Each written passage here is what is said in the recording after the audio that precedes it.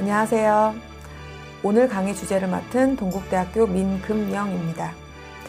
오늘 강의 주제는 국가재난대응 체계 및 민간협력 사례 관련된 부분입니다. 오늘은 재난 현장에서 여러분들이 하시게 될 업무에 관련된 필요한 사항을 이야기해 드리도록 하겠습니다. 재난이 무엇인지, 그리고 재난관리가 무엇인지, 그래서 여러분들이 재난 현장에서 어떻게 업무를 수행해야 되는지 그 이야기에 대해서 이야기해 보려고 합니다. 자, 그럼 지금부터 시작해 보도록 하겠습니다. 여러분들이 생각하는 재난은 무엇인가요? 재난은 사전적 정의를 보게 되면 뜻밖의 불행한 일, 그래서 법적인 정의를 살펴보게 되면 국민의 생명과 재산, 국가의 피해를 주거나 입히는 활동으로 이야기하고 있습니다. 재난은 크게 두 가지로 구분되고 있습니다.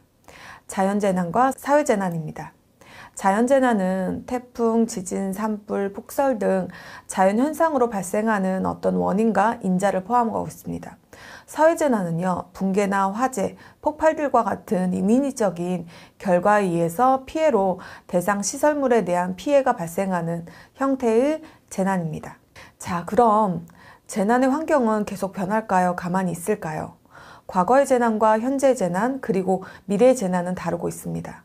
그러면 자연재난은 어떠한 변화 양상을 보이고 있을까요?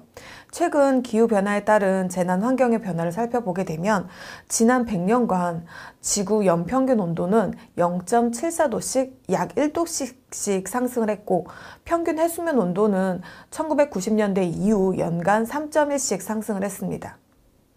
만약 2050년에 약 2.3도씩 기온이 상승한다면 지구에는 어떠한 일들이 발생할 거며 자연재난은 어떠한 일들이 발생할까요? 이와 같이 이상기후는 태풍, 집중호우 발생 횟수를 증가시키고 가뭄과 홍수와 같은 이러한 발생 원인이 되기도 합니다. 그렇다라고 하면 사회재난, 우리가 지금 겪고 있는 코로나와 같은 감염병, 화재, 붕괴와 같은 사회재난은 어떻게 변하고 있을까요? 재난은 외부 환경 변화는 자연현상에 의한 기후 변화뿐만 아니라 사회 발달로 인한 여러 가지 요인들로 인해서 그 변화 양상도 바뀌고 있습니다. 한번 그 첫 번째 원인을 볼까요? 첫 번째는 급속한 사회화로 인해서 사회 시스템이 변화했습니다. 따라서 도시로 인구가 집중하고 그 결과 도심 지역에서는 빈번하게 화재가 발생을 하거나 대형 교통사고가 발생하는 등 인적 재난에 관련된 피해가 많이 발생하고 있습니다. 두 번째는 도시와 고밀도화, 초고층화, 지하 공간의 증가 등으로 인해서 재난 취약 요인들이 계속 증가하고 그로 인해서 사고가 대형화가 되고 있습니다. 마지막으로 최근 사회환경 변화에 따른 새로운 신종 재난들이 많이 발생하고 있습니다. 그래서 보시게 되면 테러라든가 아니면 여러분들이 지금 약 2년 동안 겪고 계시는 감염병들이 국가의 위기 상황으로 발생하고 있습니다.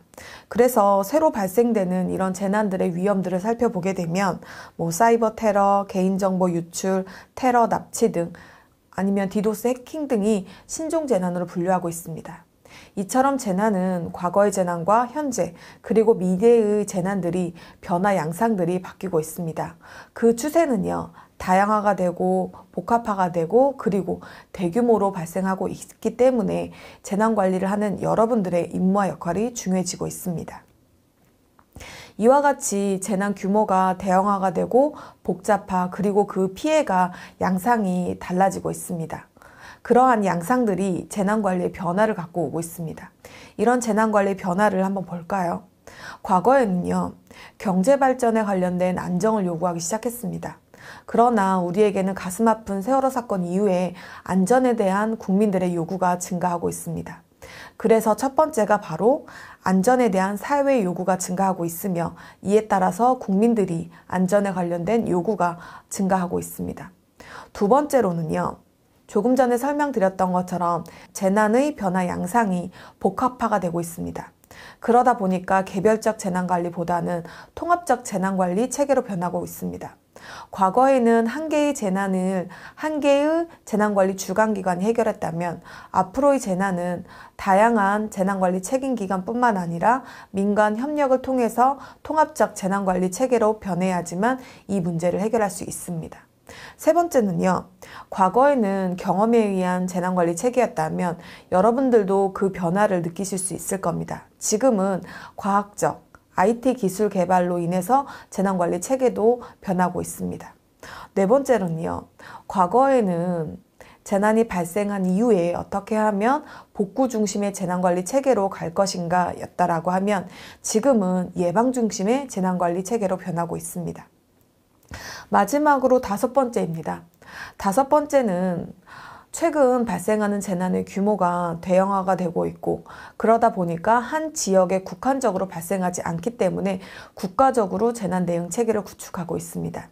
지금의 코로나와 같은 감염병을 보시게 되면 한 국가에서 문제를 해결한다 하더라도 그 문제는 계속해서 전 세계적으로 전이가 되고 있고 그 변화 양상이 굉장히 다양해지고 있습니다. 그러다 보니까 그 재난대응 체계는 국가적 재난대응 체계를 주도하고 있습니다. 마지막으로는요. 과거에는 관주도형의 어떤 재난관리 책임기관들 아니면 재난관리 주관기관들을 중심으로 재난관리 체계를 만들었다라고 하면 지금은 민간 아니면 시민들이 자발적으로 재난 대응에 참여해서 역할을 수행해주는 시민 참여형 재난관리 체계를 구축하고 있습니다. 이것이 재난 환경 변화에 따른 재난관리 체계를 구축하는 내용일 것입니다. 자, 여러분들은 그럼 기억 속에 계시는 대규모 재난은 무엇이 있을까요?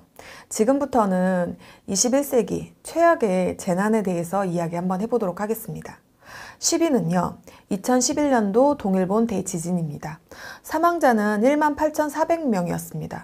일본은 지진이 잦은 국가이긴 하지만 2011년도의 동일본 대지진은요.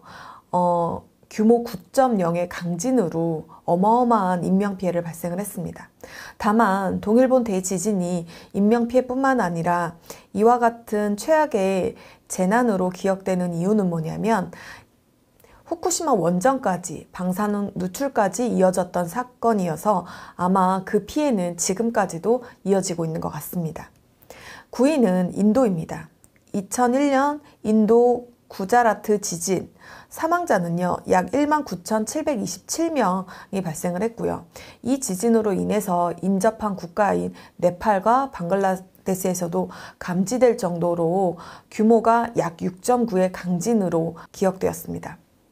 8위는 여러분들 폭염입니다. 과연 폭염으로 사망자가 4만여 명이 발생했다라고 하는 것이 믿어지십니까?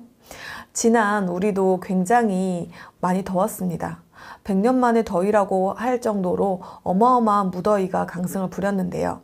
이때 2003년도에 유럽에서 발생한 폭염은요, 약 44도씨 기록적인 폭염으로 기록되었고, 이때 노인 아니면 재난 취약계층이라고 하는 많은 분들이 사망을 하신 그런 사건이었습니다. 7위는요, 2003년도 이란에서 발생한 지진입니다. 이때도 약 규모가 6.6의 강진으로 발생을 했고요. 사망자는 43,000명이었습니다. 이때 지진 규모가 컸지만 피해가 컸던 이유는 뭐냐면 이란이 아직까지는 도시화가 되지 않아서 대부분 진흙으로 쌓아 올린 이런 집들이 많았습니다. 그러다 보니까 강진으로 인해서 집들이 무너져서 인명피해가 컸던 그러한 사건 중에 하나로 기억되고 있습니다.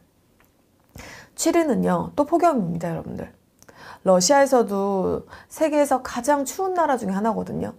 눈으로 뒤덮인 시베리아 벌판이 있을 정도로 추운 나라인데 2010년도에 폭염으로 인해서 사망자가 56,000여 명이 발생을 했습니다.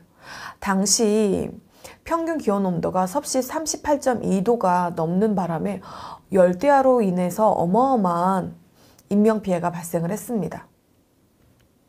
5위는요. 아마 기억하실 겁니다. 우리 베이징 올림픽으로 3개월가량 앞둔 상태에서 중국 스촨성에서 지진이 발생을 했습니다. 이때 사망자는요. 약 69,197명이었습니다. 이 지역은 여러분들 삼국지를 읽은 사람이라면 모두 알고 계실 듯 스촨성은 중국에서도 특히 지형이 들쑥다쑥해서 산세가 굉장히 험한 곳입니다. 그러다 보니까 그런 곳에서 지진이 발생을 하다 보니까 구조를 위한 이런 차량 진입이 어려웠고 그래서 아마 인명피해가 더 큰 사건으로 기억이 되고 있습니다. 네, 21세기 최악의 재해 4위는 2005년도에 있었던 카슈미르 지진입니다. 사망자는 약 8만 6천 명이었고요. 이때 규모는 약 7.6의 지진으로 인해서 쓰나미가 덮치는 바람에 인명피해가 컸습니다. 3위는 2008년도 미얀마 사이클론 나르기스입니다. 사망자는 약 1만 4,600명이었습니다. 여러분들 여기서 하나만 기억해 보실게요. 태평양에서는요, 태풍이라고 하고 대서양에서는 허리케인, 인도양에서는 사이클론이라고 합니다. 이것도 조금 알아두시면 좋은 용어니까 꼭 기억을 해두세요. 자, 2위는 2004년도 인도네시아에서 발생한 쓰나미입니다. 사망자가 무려 23만 명이가 되고요. 예고 없이 몰려드는 이러한 쓰나미로 인해서 어마어마한 사망자가 발생을 했습니다. 이때는 해저에서 일어난 규모가 약 9.3 정도의 초대형 지진이었습니다. 이와 같이 사망자가 23만 명이가 된 이유는 뭐냐면 이때 보시게 되면 크리스마스 휴가철을 맞이하여 이 인도네시아로 섬을 방문한 외국인들이 꽤 많았습니다. 그러다 보니까 수많은 사람들이 해안가에서 휴가철을 즐기고 있다가 쓰나미를 맞은 겁니다. 여러분들 1위는 2010년도에 있었던 대지진입니다. 사망자가 무려 31만 6천 명입니다. 규모는 7.0의 지진으로 상대적으로 큰 규모의 지진은 아니었는데요. 지반이 약하고 사면이 모두 바다로 둘러싸이다 보니까 이게 섬나라거든요, 하이티가. 그러다 보니까 치명적인 결과를 낳았습니다.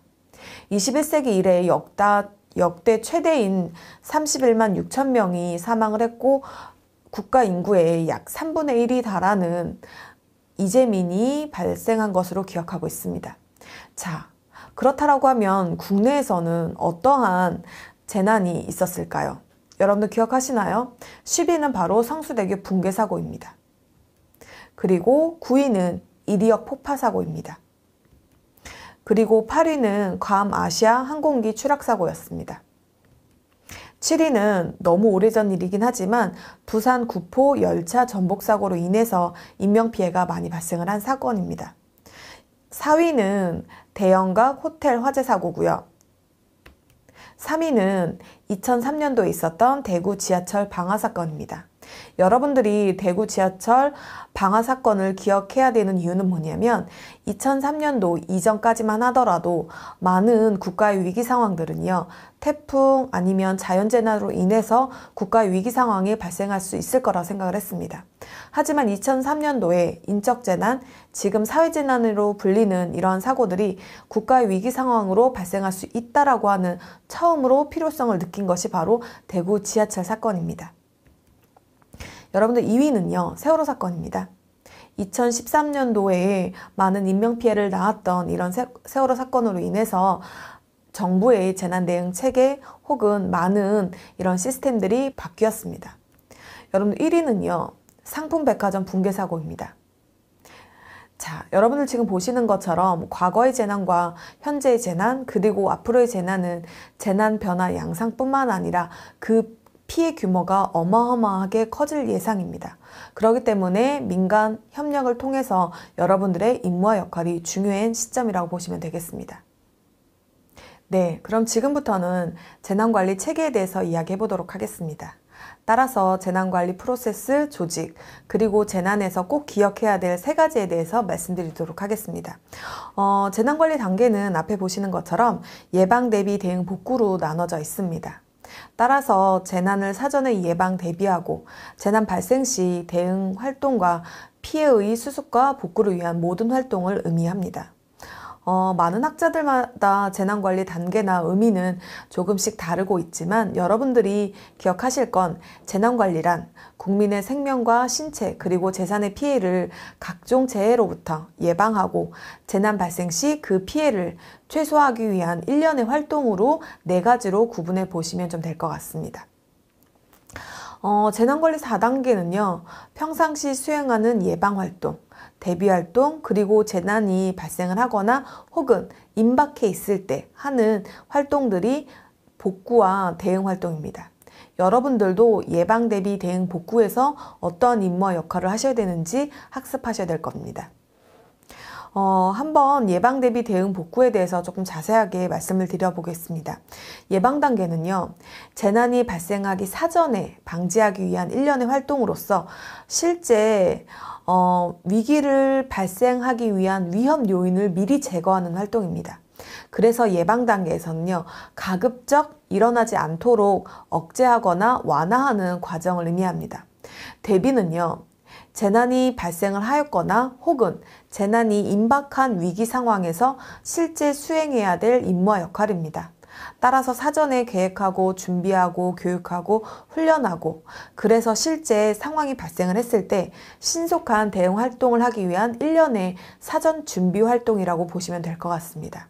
여러분들 태풍이 제주도로 북상하고 있다. 그러면 우리 대비하십시오 라고 하시잖아요. 그래서 이 대비가 그 대비인데요. 다만 여러분들이 기억하실 건 대비를 세 가지로 좀 기억해 주시면 좋을 것 같습니다. 평상시 대비 활동. 그래서 평상시 대비 활동은 지금 여러분들이 교육을 받거나 훈련하는 이런 활동인 거고요. 아니면 특별한 이벤트 기간이 있습니다. 뭐 산불 조심 기간, 아니면 폭염 기간, 뭐 이렇게 특별한 이벤트 대책 기간도 대비라고 하고요. 마지막으로 위기 징후가 발현되는 그러한 시기를 대비 단계라고 보시면 좀 될 것 같습니다. 그러면 대응 단계는요. 대응 단계는 재난이 발생을 한 이후에 비상조직을 가동해서 국가의 자원과 역량을 효율적으로 활용을 해서 신속하게 대응하는 일련의 활동들을 담겨져 있는 거고요.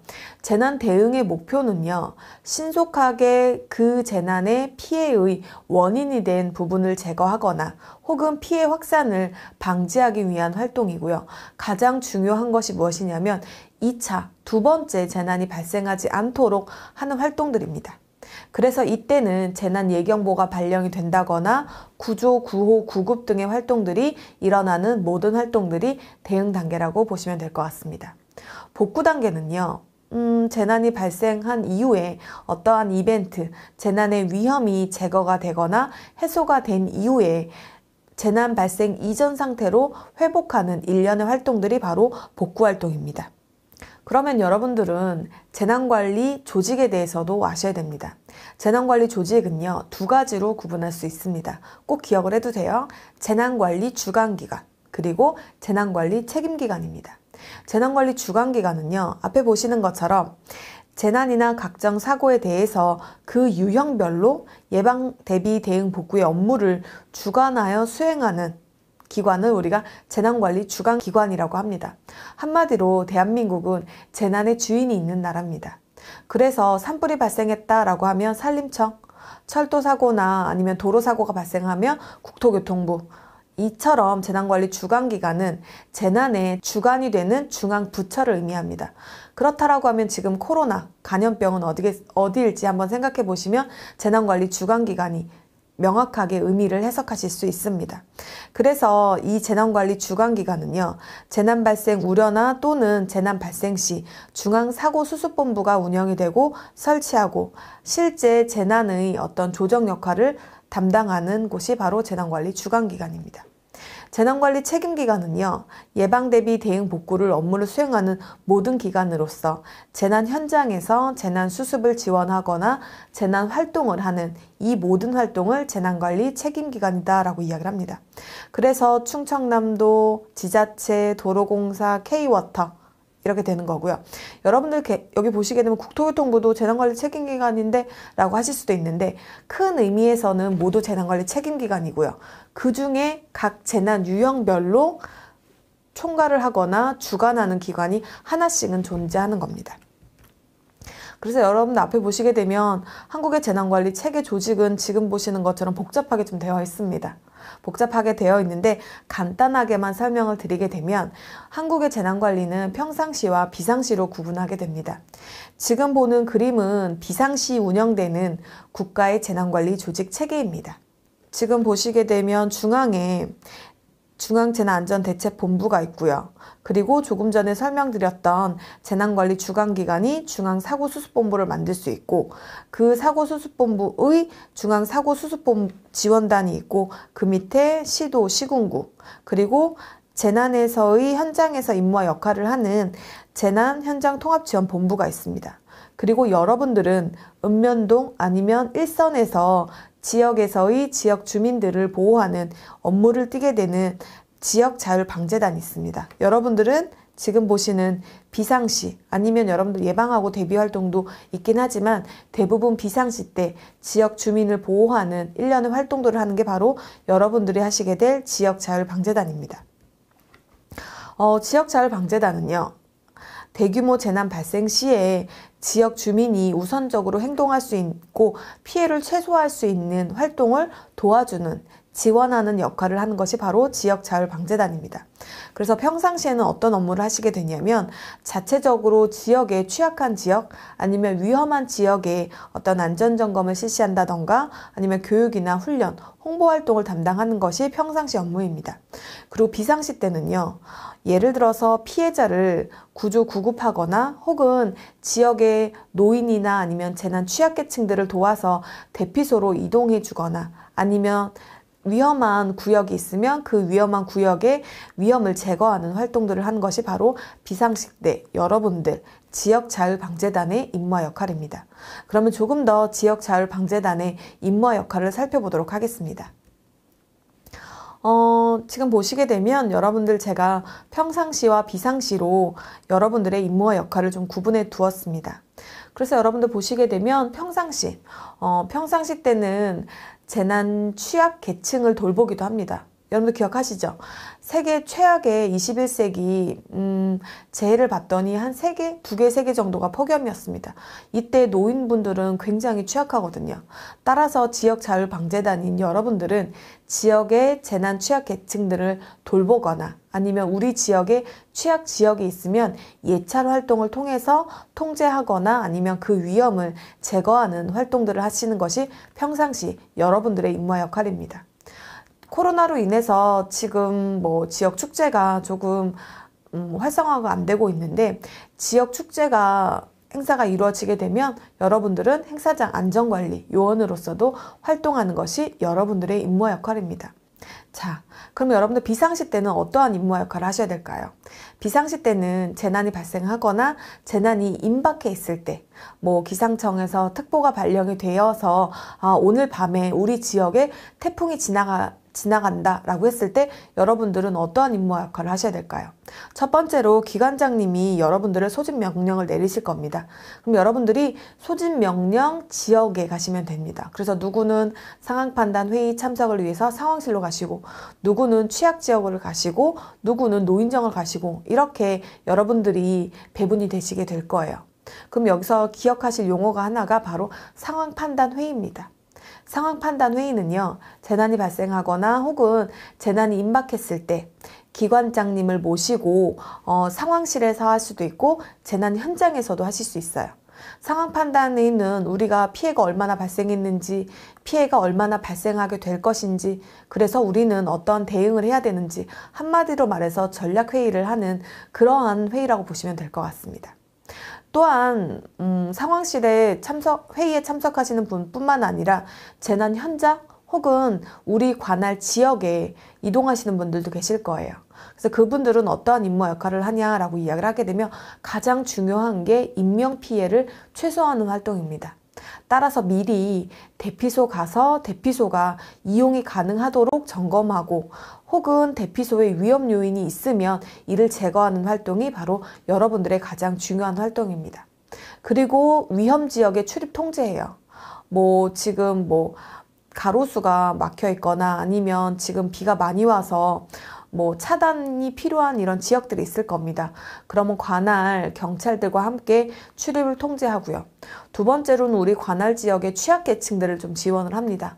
그래서 노인을 포함한 몸이 불편하신 분들을 잘 대피할 수 있도록 여러분들이 지원해주는 역할을 하는 것이 바로 비상, 대응 단계 때인 거고요.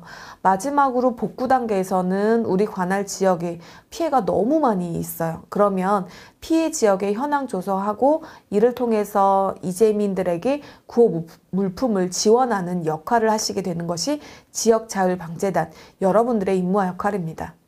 여러분들은 지역에서의 발생한 인명피해를 최소화하기 위해서 주민을 보호활동을 하는 지원 역할을 하시는 것이 가장 중요한 임무와 역할이라고 보시면 좀 될 것 같습니다. 그러면 우리와 유사한 조직이 미국과 일본도 있습니다. 일본이 가장 유사할 텐데요. 일본은요, 수방법 규정에 의해서 시정촌에 약 3,253명이 있고요. 현재 수방 단원은 99만 명이나 됩니다. 어마어마한 규모입니다. 이들도 어떤 임무와 역할을 하게 되냐면요.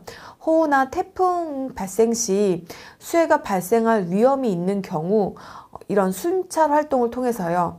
위험한 장소에 출입을 제한을 하거나 혹은 인명피해가 발생을 하게 되면 그 지역 주민들에게 대피하라고 하는 알림을 주거나 아니면 대피를 잘할 수 있도록 지원하는 역할을 담당하고 있습니다.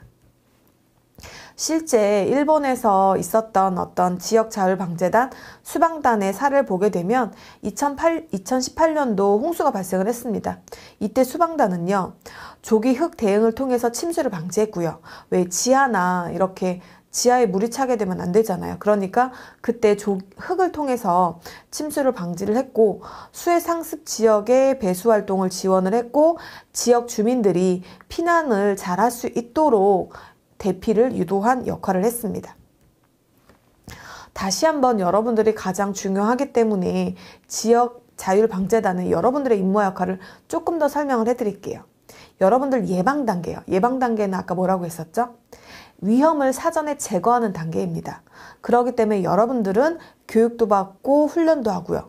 그리고 지역 주민 대상으로 해서 홍보 활동도 실시하는 것이 바로 예방 단계고요. 또 예방 단계에서 가장 중요한 게 장비 상태를 점검하고 보수하는 역할을 하는 것도 여러분들의 임무와 역할 중에 하나입니다. 대비 단계는요. 지금 현재 태풍이 제주도에서 북상하고 있습니다. 이때 여러분들이 해야 될 임무와 역할입니다. 이때 뭐냐면 대피소로 가시는 겁니다. 대피소로 가셔가지고 대피소가 이용이 가능한지 안 한지, 또 대피소에 위험 요인이 있는지 없는지, 혹은 위험한 지역이 있습니다. 그러면 위험한 지역에 지역 주민들이 출입하지 못하도록 통제하는 역할들을 하는 거고요. 대부분 세월교라든가 하천 진입로에서 여러분들이 통제 활동을 하는 것이 바로 대비 단계입니다. 그러면 대응 단계는요. 실제 우리 관할 지역에 태풍이 온 상태예요. 이때는 지역 주민들을 무조건 대피시켜야 돼요. 그래서 대피를 유도하고요. 꼭 대피 안 하시겠다는 분들이 계세요. 그런 분들을 이제 자발적으로 대피를 할 수 있도록 관할 지역의 경찰분들과 함께 대피를 유도하는 활동도 여러분들의 임무와 역할 중에 하나인 거고요. 출입 통제, 그리고 여러분들이 현장에서의 어떤 상황 보고를 상황실로 해주셔야 돼요. 그래서 여러분들 보시게 되면 피해 지역에 어떠한 문제점들이 있는지, 그리고 피해 지역에 어떠한 물품과 자원이 필요한 것인지, 이런 부분들을 현황을 파악해서 지역자율방재단의 단장님이 계실 겁니다. 그 단장님들 통해서 보고하는, 1년에 활동하는 것이 바로 대응 활동입니다. 복구는 피해조사, 복구 활동으로 보시면 될 것 같습니다. 여기까지가 재난 대응 조직에서의 여러분들이 해야 될 임무와 역할입니다. 자, 지금부터는 여러분들이 재난 현장에서 임무와 역할을 수행하실 때 대한민국의 재난관리에서 꼭 알아야 될 3가지에 대해서 이야기해드리도록 하겠습니다. 첫 번째가 바로 위기경보입니다. 여러분들 지금 코로나로 인해서 위기경보가 어떤 단계인지 아신가요? 바로 심각 단계죠. 거기서 말하는 심각이 바로 위기경보의 심각입니다. 위기경보는요, 관심주의, 경계, 심각 4단계로 만들어져 있습니다. 따라서 이 위기경보는 재난관리 책임기관들의 대응을 위한 공통의 의사소통 체계입니다. 따라서 관심 단계야. 그럼 우리 모두 상황관리 체계 준비하자. 아, 주의나 경계 단계야. 아, 그럼 비상조직 빨리 꾸리자. 심각 단계야. 이처럼 각 단계별로 재난관리 책임기관들이 공통의 재난 대응 체계를 구축하는 일련의 활동이라고 보시면 될 것 같아요. 그래서 관심 단계는요, 현재 징후가 나타나긴 했지만 아직까지는 우리나라에 그렇게 큰 피해를 입힐 것 같지는 않은 거예요. 하지만 징후가 발현이 됐기 때문에 모니터링을 하는 단계라고 보시면 될 것 같아요. 주의나 경계 단계는 징후가 발현이 됐고 어느 정도 국가의 위기 상황으로 발생이 된 상태입니다. 심각 단계는요, 국가의 위기 상황이 확실시된 상태이기 때문에 총력 대응을 하는 그런 단계라고 보시면 될 것 같아요. 여러분들 코로나를 기억해 보시게 되면 해외에서 알 수 없는 감염병이 발생했다. 그럼 무슨 단계일까요? 관심 단계입니다. 관심 단계가 되는 거고요. 한 명의 확진자라도 국내에서 발생이 됐으면 주의 단계고요. 지역에 확산이 됐으면 경계 단계, 그리고 전국으로 확산이 되게 되면 심각 단계가 발생이 됩니다. 이처럼 위기 경보는요, 위기의 수준에 따라서 관심주의 경계 시간으로 구분되는 거기 때문에 여러분들은 위기 경보가 어떤 목적으로 또 어떠한 대응 체계를 필요로 하는지 꼭 알아두실 필요가 있습니다. 두 번째는 여러분들 바로 13개 협업 활동입니다. 지금 보시는 것처럼 13개 협업 활동, 13개의 기능은요, 재난이 발생을 하면 재난 현장에서 꼭 필요한 13개의 프로세스를 정의해 놓은 활동이라고 보시면 될 것 같습니다. 하나하나씩 좀 살펴보게 되면 첫 번째는 상황관리입니다.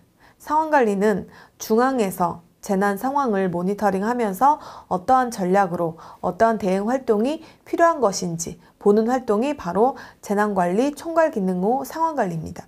두 번째는 긴급생활안정지원입니다. 긴급생활안정지원은 재난 약자를 보호하고 이재민을 구호하는 이런 활동인 거고요. 세 번째는 긴급통신지원입니다. 긴급통신지원은 재난의 어떤 통신, 재난 현장의 통신이 끊기면 안 되거든요. 따라서 재난 현장에서 통신을 복구하고 통신이 원활하게 이루어질 수 있도록 하는 활동이 바로 긴급통신지원입니다. 네 번째는 시설피해 응급복구, 다섯 번째는 에너지 공급 기능 복구. 재난 현장에서 전기가 끊어지면 안 되잖아요. 다섯 번째가 이러한 에너지, 가스, 전기 등을 공급하는 활동들인 거고요. 여섯 번째는 재난관리 자원지원입니다. 재난 현장에는 많은 장비 등이 동원이 될 겁니다. 따라서 원활한 인명피해나 혹은 복구활동에 필요한 자원들을 배치하고 활동하는 내용들이 담긴 것이 바로 여섯 번째 재난관리 자원입니다. 일곱 번째 교통대책은요, 실제 재난이 발생을 하게 되면 수송로도 확보를 해야 되고 응급 차량이나 아니면 복구 차량들이 재난 현장에 도착을 해야 되거든요. 그러기 위해서 교통 피해 상황을 파악하고 수송로라든가 수송 수단을 확보하는 활동들이 바로 일곱 번째 교통대책입니다. 여덟 번째는 의료 및 방역 서비스입니다. 의료 및 방역 서비스는요, 재난 현장에서의 인명피해가 발생을 하거나 사상자에 대한 의료 활동을 지원하는 활동입니다. 아홉 번째는 재난 현장에서는 많은 쓰레기, 폐기물들이 발생을 합니다. 그래서 아홉 번째는 재난 현장에서의 폐기물들을 처리하고 임시 적환장을 지정을 통해서 쓰레기를 처리하는 일련의 활동들을 하는 것이 바로 아홉 번째 재난 현장 환경 정비입니다. 열 번째는 자원봉사 활동입니다. 여러분들은 아마 자원봉사 활동 하시는 분들하고 서로 협력을 통해서 많은 활동들을 하시게 될 거고요. 실제 자원봉사는 각종 행정 지원이나 복구 혹은 기부금 관리, 장례 지원 등 다양한 구호 활동을 지원하는 활동이라고 보시면 될 것 같습니다. 열한 번째는 사회질서입니다. 사회질서는요, 교통 통제하고 주민 대피하고 또한 재난 현장에서는 알 수 없는 다양한 이러한 피해 사례들이 발생하게 되는데요. 그러한 활동들, 경찰과 함께 사회 질서를 유지하는 일련의 활동들을 하는 것이 바로 11번째 사회질서, 12번째는 긴급 구조를 위한 수색과 구조 활동인 거고 마지막 13번째 활동이 바로 수습 홍보 활동입니다. 이와 같은 13개는요. 재난이 발생을 하거나 혹은 재난 징후가 발생을 했을 때 재난 현장에서 필요한 활동들을 모아놓은 겁니다. 따라서 모든 재난 유형의 13개가 다 필요한 것은 아니지만 재난 현장의 피해 양상 혹은 재난 현장의 피해 규모에 따라서 필요한 기능들이 수행이 될 거고, 여러분들은 재난 현장에서의 다음과 같은 13개 활동을 지원을 하거나 또는 재난 현장에서의 가장 중요한 인명구조 혹은 인명피해를 최소화할 수 있는 활동을 지원하는 역할을 담당하시게 될 겁니다. 마지막으로 여러분들이 꼭 아셔야 되는 것이 바로 또 매뉴얼입니다. 매뉴얼이다 라고 이야기를 하게 되면 여러분들 실제 가전제품을 사거나 아니면 전자제품을 사게 되면 왜 손바닥만한 이 핸드북 같은 거 있잖아요. 그게 우리가 매뉴얼이라고 하는데요. 대한민국은 위기관리 매뉴얼이 있습니다. 그래서 이 위기관리 매뉴얼은요, 재난 대응에 필요한 임무와 역할, 활동 절차, 프로세스가 담겨져 있는 문서입니다. 그래서 위기관리 매뉴얼은요, 재난 대응 업무를 수행하기 위한 방법과 절차가 마련된 행동 지침서입니다. 여러분들도 매뉴얼을 받으시게 될 텐데요. 이 매뉴얼 안에는 여러분들이 해야 될 임무와 역할, 또는 여러분들이 이 임무를 하기 위해서 어디에 연락을 하고 어떠한 절차로 하고 또 어떠한 문서가 필요한 것인지 일련의 프로세스가 마련된 그런 문서라고 보시면 될 것 같습니다. 매뉴얼 내용 다 알고 있는데 라고 하지만 실제 재난이라고 하는 혼란한 상황에서는요, 여러분들이 매뉴얼을 통해서 원칙을 지켜주셔야지만 혼란스러운 상황을 해결할 수가 있습니다. 자, 그러면 이와 같은 매뉴얼은 왜 중요할까요? 아래 보시는 두 가지 사건을 보시게 되면 그 중요성을 알 수 있습니다. 2009년도에 있었던 허디슨강의 기적을 보시게 되면 이때 많은 인명피해를 앗아갈 뻔했던 그런 사고였습니다. 그럼에도 불구하고 한 명의 인명피해도 발생하지 않았습니다. 그 이유는 보시게 되면 현장 대응 요원들에게 물어봤거든요. 우리는 별거 한 거 없다. 매뉴얼에 따라서 훈련한 것 뿐이다 라고 이야기를 했습니다. 두 번째, 2010년도에 있었던 유람선 표로 사건도 보시게 되면 이때도 인명피해가 발생할 수밖에 없는 그런 사고임에도 불구하고 재난관리 매뉴얼에 따라서 유관기관의 공조 덕분이었다라고 이야기를 했습니다. 이처럼 매뉴얼은 재난 현장에서의 혼란스러운 재난 현장에서의 여러분들이 해야 될 임무와 역할이 나열이 되어 있습니다. 그렇기 때문에 꼭 여러분들이 평상시 혹은 비상시 휴대를 통해서 여러분들이 해야 될 임무 역할을 숙지하는 것이 가장 중요한 내용이라고 보시면 좀 될 것 같습니다. 그러면 지금까지 재난과 재난관리 체계 그리고 재난 대응 활동에서의 꼭 필요한 세 가지를 이야기했는데요. 이번 시간을 마치면서 다시 한번 여러분들이 해야 될 임무와 역할에 대해서 정리하고 마치도록 하겠습니다. 자, 여러분들이 해야 될 임무와 역할은요, 대규모 재난이 발생하거나 혹은 발생을 임박했을 때 상호 협력을 통해서 여러분들이 지역 주민들과 함께 활동을 하는 이런 내용들이 여러분들의 임무와 역할입니다. 그래서 실제 여러분들의 임무와 역할에 예방, 대비, 대응, 복구에 하셨던 역할도 보시게 되면 예방 단계에서는 지역 주민 대상으로 홍보나 캠페인 활동을 실시를 했고, 실제 지역자율방재단 여러분들께서도 훈련에 참여하셔가지고 여러분들의 임무 역할을 숙달하셨습니다. 그리고 대비 단계에서는요, 실제 취약계층들을 돌봄을 하거나 혹은 대피소나 대피로의 위험을 제거하는 활동들을 하셨고요. 실제 재난이 발생하기 전에 임박한 상황이기 때문에 제설 모래를 비치를 하는 등 재난의 위험 요인을 제거하기 위한 활동들을 지원하셨습니다. 대응 활동은요, 실제 재난이 발생한 이유거든요. 이때 여러분들은 대피 유도 혹은 위험 지역의 순찰, 상황 보고를 통해서 지역 주민들을 보호하고요. 지금 아래 보시는 것처럼 위험 지역의 출입 통제를 통해서 지역 주민들을 보호하셨습니다. 복구 단계에서는요, 거주 지역에 대한 피해 조사, 그리고 전문 분야별로 복구 활동을 지원하는 역할들을 담당하셨습니다.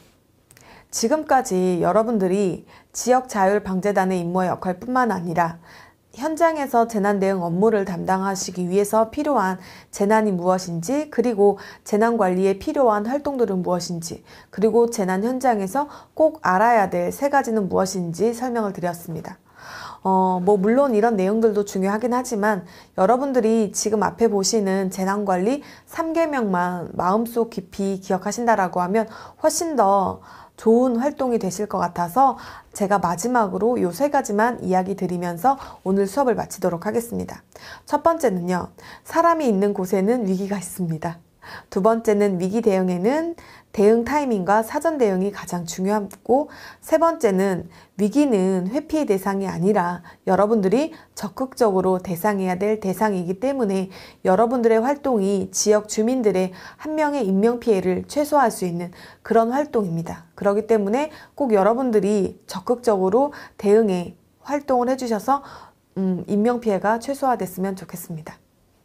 네, 지금까지 여러분들이 재난 현장에서 필요한 재난이 무엇인지, 재난관리가 무엇인지, 그래서 여러분들이 꼭 기억해야 될 내용이 무엇인지 간략하게 설명드렸습니다. 꼭 여러분들이 이 모든 내용을 학습할 필요는 없겠지만 꼭 기억하셨다가 재난 현장에서 인명피해를 한 명이라도 줄일 수 있는 그런 활동으로 하셨으면 좋겠습니다. 그럼 오늘 강의는 여기서 마치도록 하겠습니다. 감사합니다.